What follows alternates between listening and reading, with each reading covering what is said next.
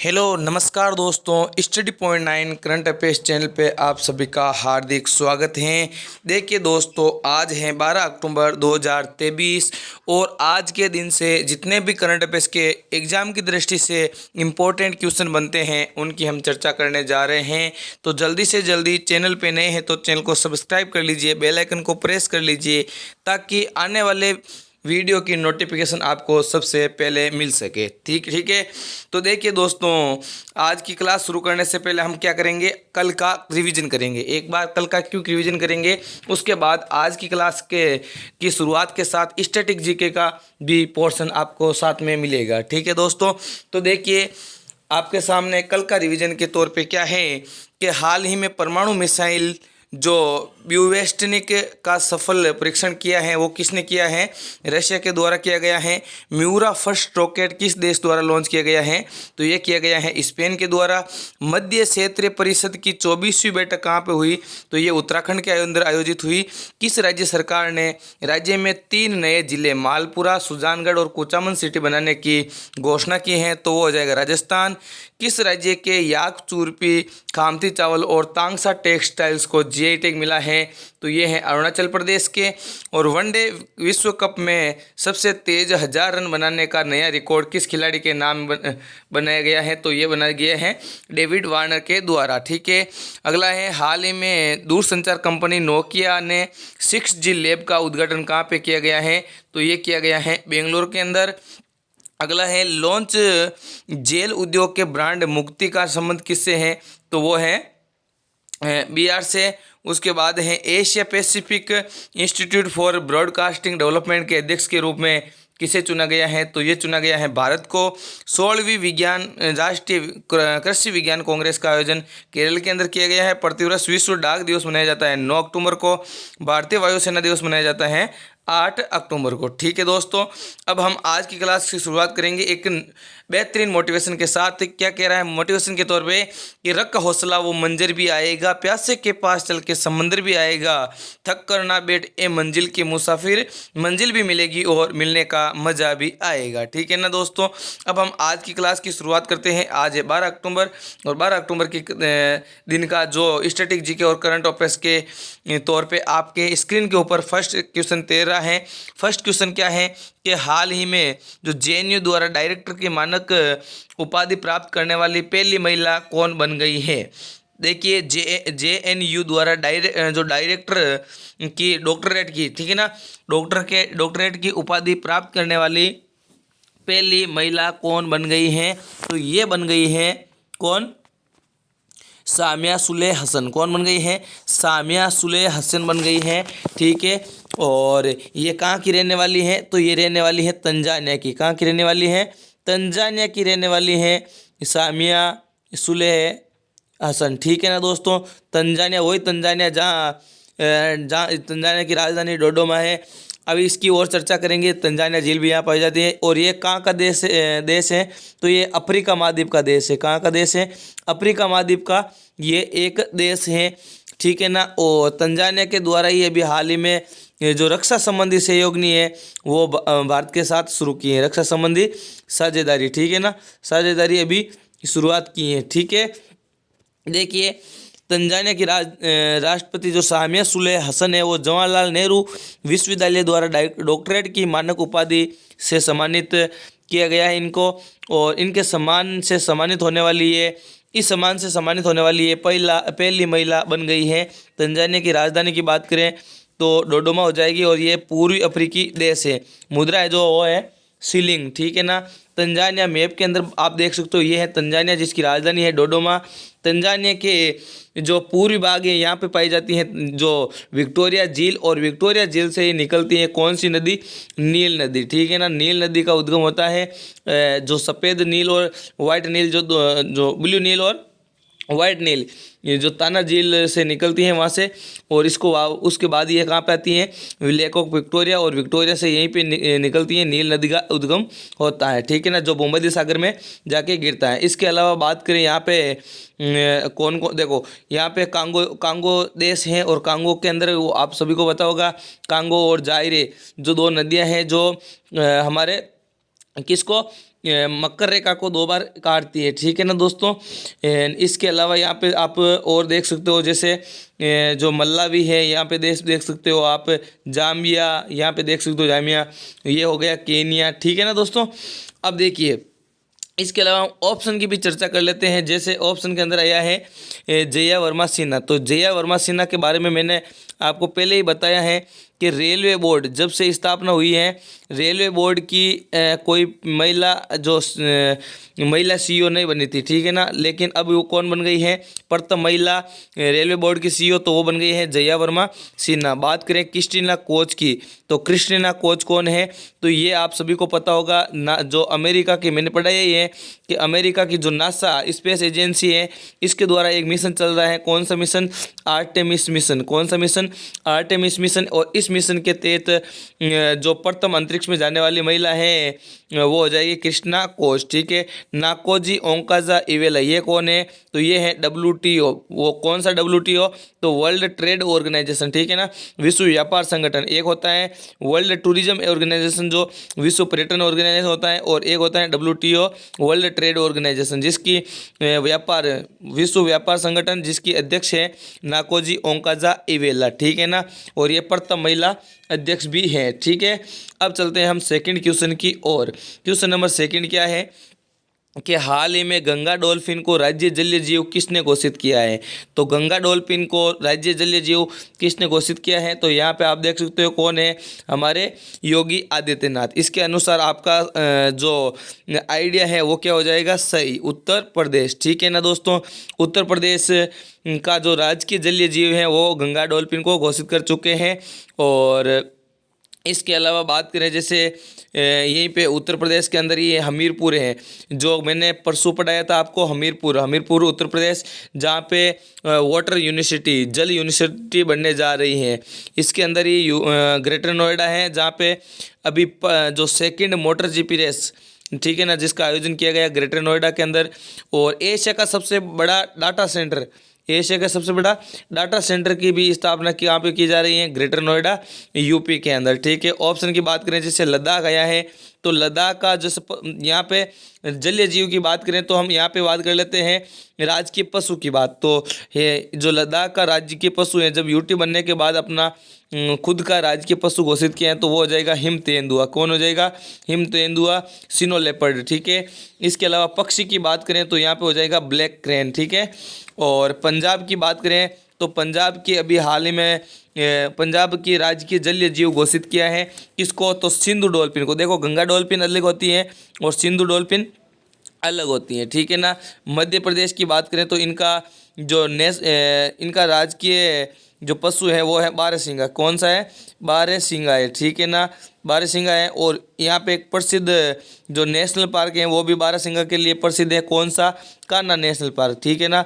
ऐसे तो यहाँ पे यूपी के अंदर सर्वाधिक नेशनल पार्क हैं, कान्हा, पन्ना, पेंच, ठीक है ना। लेकिन यहाँ पे जो कान्हा नेशनल पार्क है वो बारहसिंगा के लिए प्रसिद्ध नेशनल पार्क है, ठीक है। देखिए उत्तर प्रदेश की राजधानी लखनऊ, योगी आदित्यनाथ वर्तमान में मुख्यमंत्री हैं, और आनंदीबेन पटेल है जो राज्यपाल हैं, ठीक है ना। उत्तर प्रदेश की बात करें तो गंगा डॉल्फिन केवल मीठे पानी में रह सकती है और ये दृष्टिहीन होती हैं, और ये पराध्वनिक का उत्सर्जन करके शिकार करती हैं। इसे सुसु भी कहा जाता है। ये वेरी इंपॉर्टेंट पॉइंट्स बनता है कि गंगा डॉल्फिन का दूसरा नाम क्या है, सुसु, ठीक है ना दोस्तों। उत्तर प्रदेश के मुख्यमंत्री योगी आदित्यनाथ ने गंगा डॉल्फिन को राजकीय जलीय जीव घोषित किया है। गंगा डॉल्फिन का जो वैज्ञानिक नाम है वो है प्लास्टाइना गंगटिका, ठीक है। गंगा डॉल्फिन को 2009 के अंदर, ये भी इंपॉर्टेंट पॉइंट बन जाता है कि भारत के द्वारा राष्ट्रीय जलीय जीव गंगा डॉल्फिन को कब घोषित किया गया, तो 2009 के अंदर, ठीक है ना। ये इंपॉर्टेंट पॉइंट्स बन जाता है आपके लिए एग्जाम की दृष्टि से। और ये नेशनल जो डॉल्फिन डे है वो 5 अक्टूबर को मनाया जाता है, ठीक है ना। 5 अक्टूबर 2009 के दिन इसको राष्ट्रीय जलीय जीव घोषित किया है। इसी की तरफ पे 5 अक्टूबर को हमारे नेशनल डॉल्फिन डे मनाया जाता है, ठीक है। अब क्वेश्चन नंबर 3 की ओर चलते हैं। क्वेश्चन नंबर 3 क्या कह रहा है कि भारत हेवी इलेक्ट्रॉनिक लिमिटेड जो बेल है उसके निदेशक के रूप में किसे नियुक्त किया गया है, तो ये किया गया है ऑप्शन नंबर 20 का करेक्ट आंसर हो जाएगा बानी वर्मा। ये है आपकी इमेज के अंदर देख सकते हो बानी वर्मा, जिसको बेल की निर्देशक के रूप में नियुक्त किया है। ठीक है ना दोस्तों, यहाँ पे ये कौन सी कंपनी है, तो ये जो महारत्न कंपनी है, जो ये महारत्न कंपनी है। और वर्तमान में महारत्न कंपनियों की बात करें तो कितनी महारत्न कंपनियां हैं, 13 महारत्न कंपनियां हैं। ठीक है ना, और ये सार्वजनिक क्षेत्र की कंपनियां होती हैं। ठीक है ना, कैसी कंपनियां होती हैं, सार्वजनिक क्षेत्र की कंपनियां होती है, बेल है। ठीक है ना, इसके अलावा ऑप्शन की बात कर लेते हैं, जैसे यहाँ पे आप देख सकते हो नितिन अग्रवाल। तो नितिन अग्रवाल कौन है, तो बीएसएफ के महानिदेशक के रूप में वर्तमान में कार्यरत नितिन अग्रवाल है। ठीक है, जय वर्मा सिन्हा की अभी हमने जस्ट बात की थी, यहाँ पे जय वर्मा सिन्हा की जस्ट हमने यहाँ पे बात की थी कि रेलवे बोर्ड की सीईओ कौन है,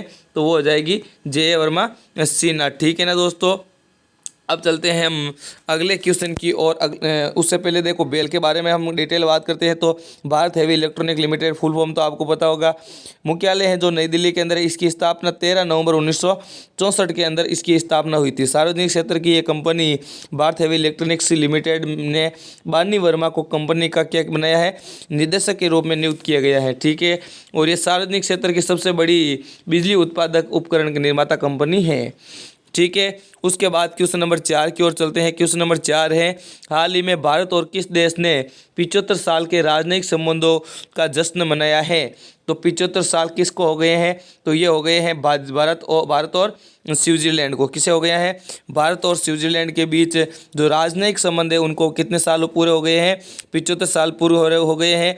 इसके उपलक्ष्य में क्या बनाया गया है, वहाँ पे जश्न मनाया गया है। और जश्न कहाँ पर मनाया गया है, तो भारत के उत्तराखंड के अंदर मनाया गया है। ठीक है ना, इसकी हम डिटेल भी पढ़ेंगे। देखो यहाँ पर चलो डिटेल पहले पढ़ लेते हैं कि भारत और स्विट्जरलैंड ने हाल ही में अपनी दोस्ती के 75 साल पूरे होने के कारण भारत के उत्तराखंड क्षेत्र के एक सुंदर कुमायूं गाँव में एक फलदायी सहयोग का जश्न मनाया है। ये है स्विट्जरलैंड। ये कहाँ पे है, तो ये फ्रांस, जर्मनी, ऑस्ट्रिया, इटली के बीच में बसा हुआ स्विट्जरलैंड आप देख सकते हो। ठीक है दोस्तों, इसकी राजधानी बर्न हो जाएगी। मुद्रा है स्विस फ्रैंक। राष्ट्रपति है वो एलेन ब्रेसेट है। ठीक है ना, इसके अलावा बात करें हम तो देखो स्विट्जरलैंड के द्वारा अभी 2022 के अंदर एक मशीन की घोषणा की थी, जो इसको मशीन थी मौत की मशीन, जिसको मंजूरी देने वाला ये पहला देश बन गया है स्विट्जरलैंड। ठीक है, इसके अलावा बात करें तो स्विट्जरलैंड के अंदर ही जो हमारे जो भाला फेंक खिलाड़ी है नीरज चोपड़ा, इनको यहाँ का स्विट्जरलैंड का क्या बनाया गया है, फ्रेंडशिप दूत बनाया गया है। ठीक है, और स्विट्जरलैंड की बात करें तो ग्लोबल इनोवेशन इंडेक्स के अंदर, ठीक है ना, फर्स्ट स्थान पे कौन है, स्विट्जरलैंड है। भारत की बात करें तो भारत 40वें स्थान पे है। ठीक है ना, इसके अलावा बात करें जैसे अमेरिका की, तो अमेरिका चीन को पछाड़ के सर्वाधिक भारत किसके साथ जो व्यापार भागीदार देश था, तो ये चीन के साथ था। लेकिन चीन को अब पछाड़ के किसके साथ बन चुका है, अमेरिका के साथ बन चुका है। अमेरिका भारत का सबसे बड़ा व्यापार भागीदारी देश है। ठीक है, इसके अलावा बात करें इजराइल की, तो इजराइल के जो राजनयिक संबंध है वो कितने साल हो गए हैं, 30 साल पूरे हो गए हैं। इजराइल की बात करें तो यहाँ पे आप सभी को पता होगा वर्तमान में क्या चल रहा है, वर्तमान में गृह युद्ध चल रहा है, जिसके अंदर हमास है और जो इजराइल है, इनके बीच में कुछ जैसे क्या है कॉन्फ्लिक्ट चल रहा है। इस पे मैं पूरा डिटेल के अंदर वीडियो लेकर आऊँगा, आप ज़रूर देखना। बेल आइकन को प्रेस कर लीजिए, चैनल को सब्सक्राइब कर लीजिए, ताकि इस प्रकार के छोटे छोटे वीडियो है ना वो आपको मिलते रहें। ठीक है ना, देखो ब्रिटेन की बात करें तो ब्रिटेन के साथ भारत का एक सबसे बड़ा समझौता है जो अब वर्तमान में किया है, किसके संबंध में लेके, तो राजनयिक संबंधों को लेकर ब्रिटेन के साथ जब ब्रेग्जिट किया है ब्रिटेन के द्वारा, ठीक है ना, उसके बाद भारत के साथ सबसे बड़ा समझौता किया गया है। ठीक है ना दोस्तों, अब हम चलते हैं अगले क्वेश्चन की ओर और अगला क्वेश्चन आपकी स्क्रीन के ऊपर है क्वेश्चन नंबर 5। उत्तर प्रदेश का पहला सौर शहर कौन सा बनने जा रहा है, तो उत्तर प्रदेश का पहला सौर शहर कौन सा बनने जा रहा है, तो ये बनने जा रहा है, आप देख सकते हो योगी आदित्यनाथ के द्वारा इसका उद्घाटन किया गया है। और वो देश जो वो शहर है वो है अयोध्या।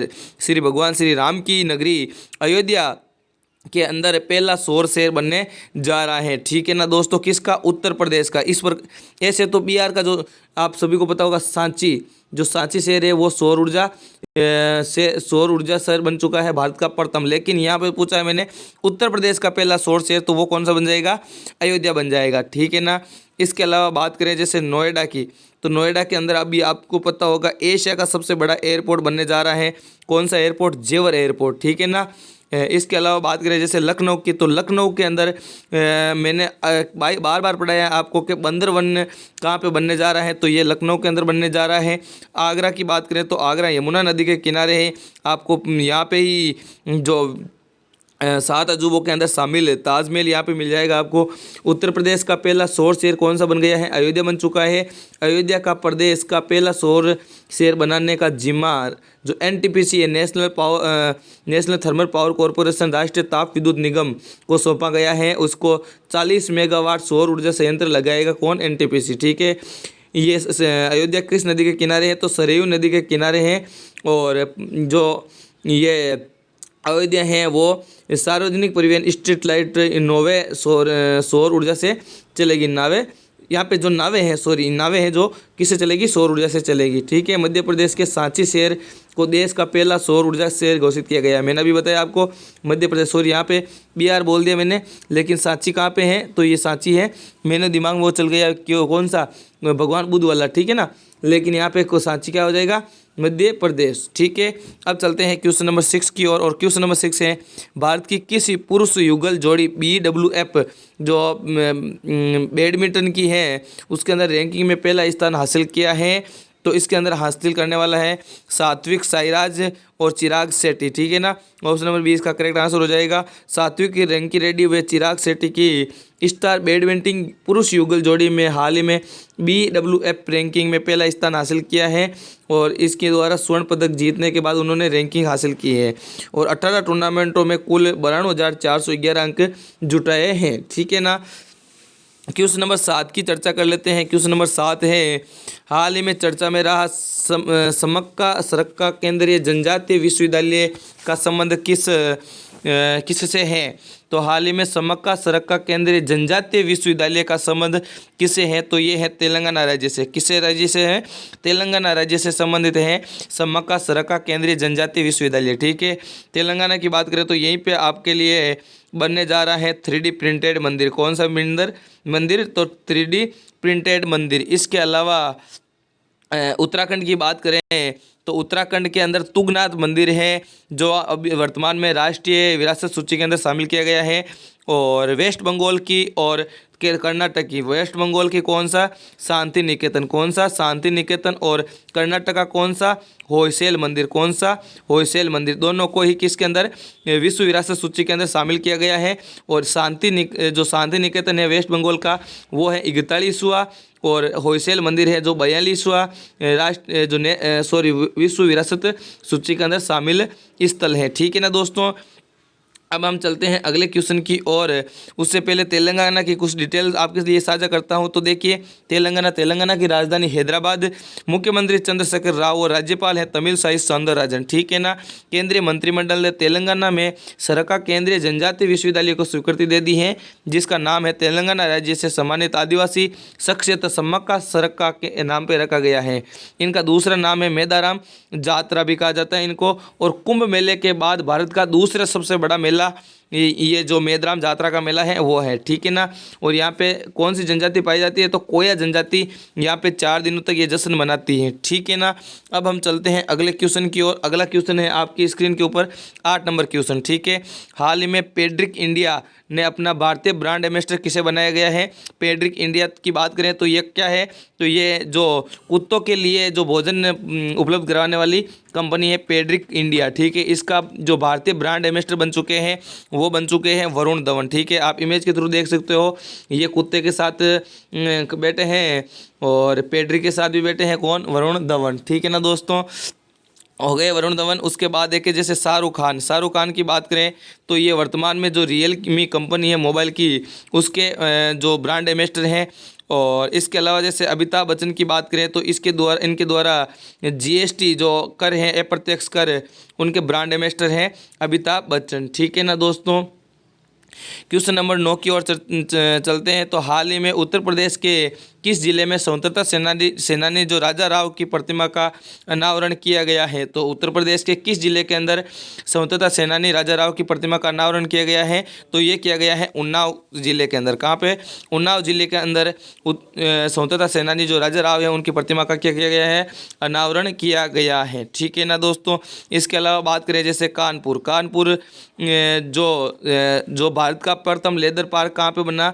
तो ये बना गया है कानपुर के अंदर। ठीक है। इसके अलावा बात करें जैसे वाराणसी के अंदर अभी हाल में जो SCO है, शंघाई कॉरपोरेशन, जिसका मुख्यालय चीन के बीजिंग शहर के अंदर है, और SCO के द्वारा जो सांस्कृतिक राजधानी घोषित की गई है वो किसे की गई है? वाराणसी को की गई है। ठीक है ना।